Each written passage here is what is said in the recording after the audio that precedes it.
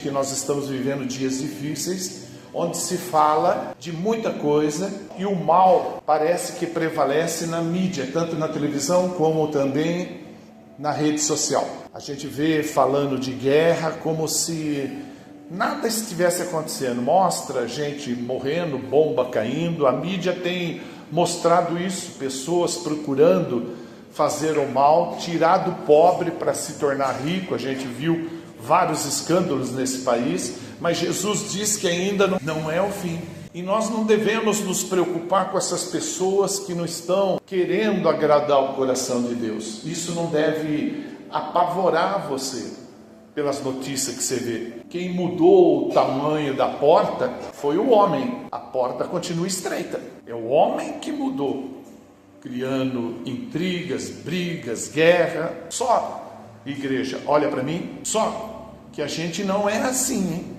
Põe isso na tua cabeça, hein? A gente não deve agir assim. Nós somos propagadores da paz. Os irmãos entendem o que eu estou falando? Nós não criamos confusão, não criamos guerra, nós não somos assim. Somos embaixador de Cristo, posso ouvir amém? Somos filho de Deus, posso ouvir amém? Somos templo do Espírito Santo, posso ouvir amém? Somos o bom perfume de Cristo, posso ouvir amém? Nós somos sal e luz dessa terra. Amém ou não? Raciocina comigo. Por que as portas não se abrem para você?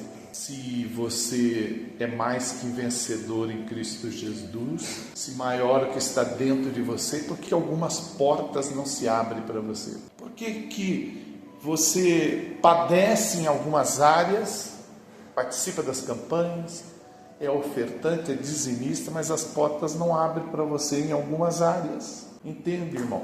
Isso acontece porque nós estamos alimentando mais o corpo do que o espírito. Nós não estamos alimentando o espírito, habita em nós. O Espírito Santo habita em nós. Amém ou não? Veja só, se você for sair da sua casa, vai fazer uma viagem e você acha que o seu umbigo é muito pesado, você não pode destarrachar ele, deixar ele na mesa, fazer a viagem, quando voltar, pegar o umbigo e pôr de volta. Pode, crianças? Pode tirar o umbigo? Pode tirar o braço? Às vezes o braço é pesado, arranca o braço, deixa na mesa, quando volta de viagem, pega o braço de novo. Não pode. Ok ou não? Sim ou não?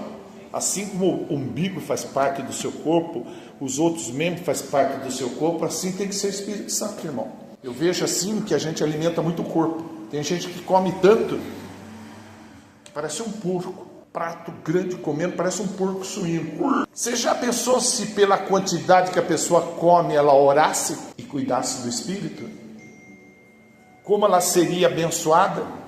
Mas ela passa... Posso ouvir amém? Jesus Cristo é considerado o pão da vida, a fonte de alimento espiritual que satisfaz a alma. Toda pessoa que tem sede vai encontrar Deus, irmão. E isso é bíblico. Jesus disse: se alguém tem sede, venha a mim e beba. Se você veio aqui em busca de uma resposta para a tua vida, você vai encontrar nesse lugar, porque Deus está aqui. No último livro de Apocalipse, capítulo 22, diz: vem, quem tiver sede, venha, e quem quiser, beba de graça a água da vida. Se você tem sede de Deus, Ele vai te encontrar, e você será encontrado por Ele. Sabe, missionário, você falou de comida, eu como muito, já levanto, como muito. O que você acha? Qual é o melhor café para se comer de manhã? O melhor café da manhã é você fazer devocional, porque tem casta de demônios que não adianta você orar.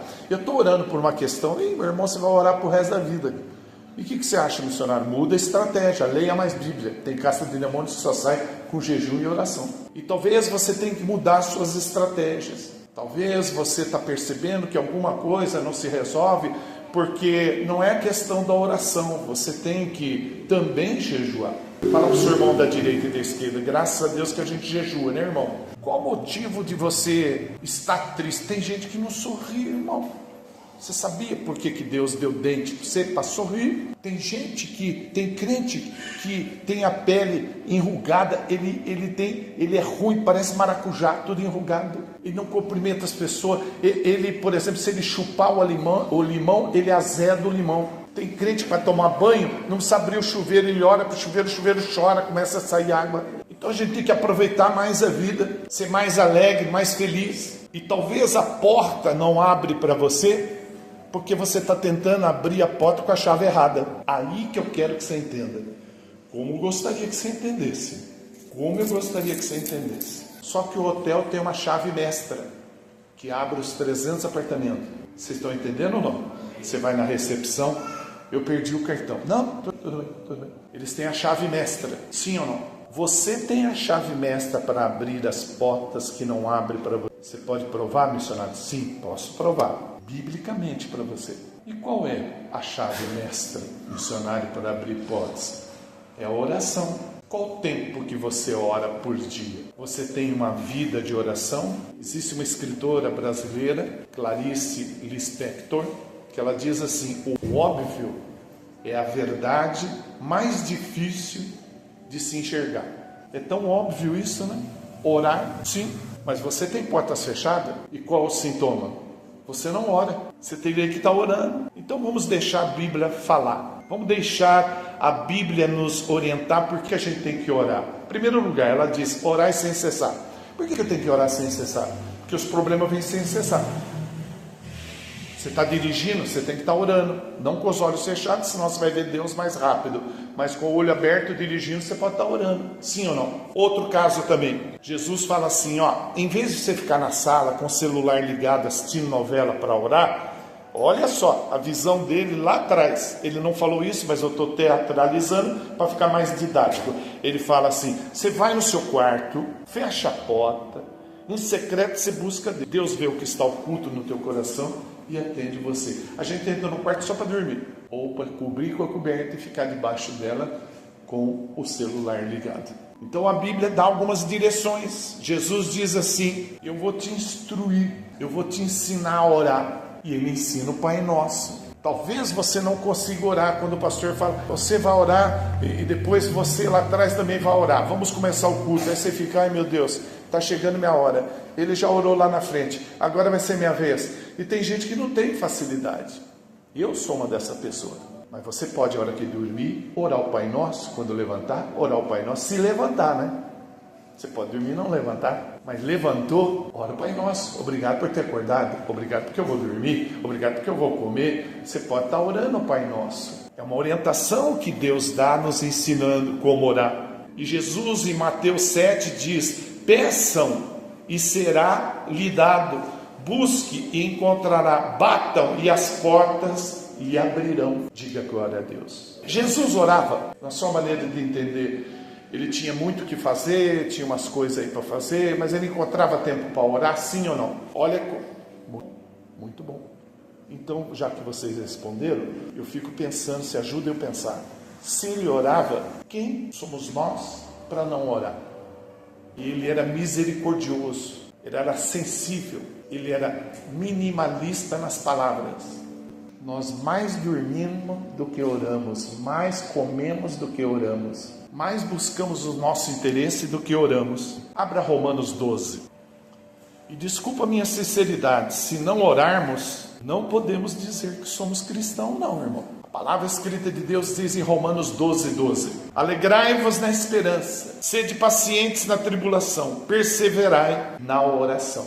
Diga glória a Deus. Quem começa o dia orando, termina o dia com vitória. A pessoa não fala com Deus, não usa o Espírito Santo a favor para ele. Por quê? O Espírito Santo, na minha maneira de entender, respeito o jeito que você entende, mas eu entendo que ele é meu GPS. Quem ora pouco depende, essa é a verdade. E por que muitos oram pouco? Porque não precisam de Deus para nada. Só a hora que está no fundo do poço, a hora que está no desespero, começa a orar. Nós temos que orar a Deus pelo que Ele é, não pelo que Ele nos dá. E Deus cuida de nós 24 horas por dia. Ele está aqui no nosso meio. Deus está aqui no nosso meio passeando.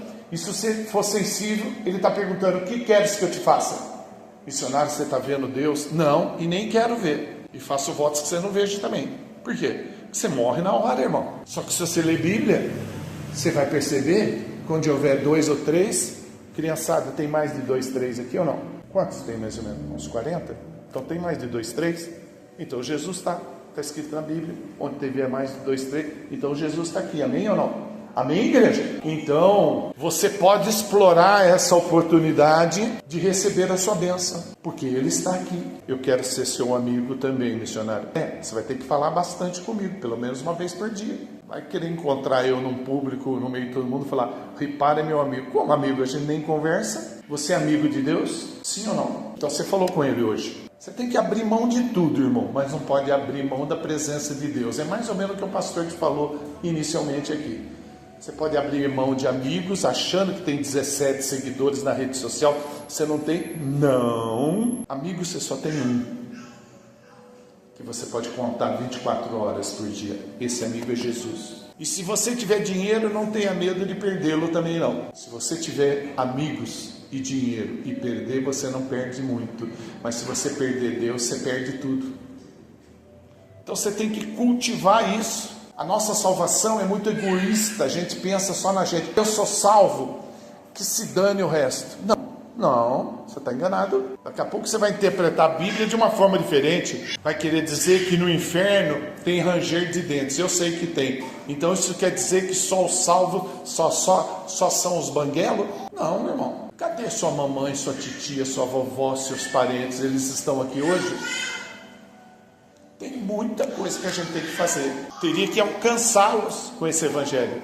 Fazer a nossa parte. Antes de você abrir a boca, Deus sabe o que você precisa, sim ou não? Ele sabe todas as coisas, mas Ele quer que você abra a boca e fale. E às vezes a gente não ora, e é por isso que nós temos portas fechadas, porque a gente não comunica com Deus. Você esqueceu que você é uma nova criatura, que as coisas velhas se passaram. E aí caiu no esquecimento, e você... Aqui tem beber um pouquinho, né? Aqui tem fumar um pouquinho, né? Não, mas espera um pouquinho. Quem está dentro de você não é uma coisa, conforme eu disse aqui, não é um aspirador de pó ou uma vassoura, é o Espírito Santo de Deus. E talvez você está entristecendo Ele só em ligar a televisão. Olha o filme que você está assistindo. Por que você não muda o canal? Não, ninguém me avisou. O Espírito Santo está falando: muda o canal, desliga a televisão. E você vai entristecendo. E aí você não entende. Por que eu perdi o emprego e não arrumei emprego ainda? Por que eu não consigo pagar as contas? Porque essa enfermidade persiste em estar no meu corpo. Por que minha família não veio na igreja? Esse é um ponto que eu quero dizer para você. Porque talvez eles não vejam Jesus na sua vida. Missionário, eu sou mais que vencedor em Cristo Jesus. Tá certo. Eu vou na sua casa, o bujão está virado ao contrário, e você está orando: rende, ó Jesus, rende, graça, rende. Olha o testemunho que você está dando. Seus parentes vão na sua casa, você está discutindo, mulher e marido discutindo, falando palavrão que não pode falar, você atrai demônios, falando palavrão, batendo em criança, sua família fica só olhando para você. Aí você fala: vamos lá na minha igreja? Para quê? Olha o testemunho, irmão. O testemunho fala mais alto que o sermão. Se Deus está em você, coisas boas têm que acontecer com você e com quem convive com você. Então eu tenho cadeiras vazias aqui, porque a Lúcia não veio, a Abigail não veio, o Roberto não veio, o Paulo não veio. Tem gente aqui que faltou. Por culpa minha? Não, eu não moro nessa cidade.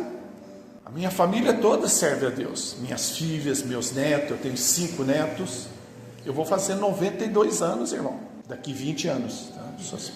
Fala para o seu irmão da direita e da esquerda: a gente precisa mudar, irmão. Fala para o seu irmão: vamos mudar, irmão. Tem um versículo em Filipenses 4 que enfatiza para sermos totalmente dependentes de Deus. Esse versículo em Filipenses 4, ele expressa a ideia de que a força e a capacidade para enfrentarmos nossos problemas do dia a dia, nossas dificuldades, vem de Deus.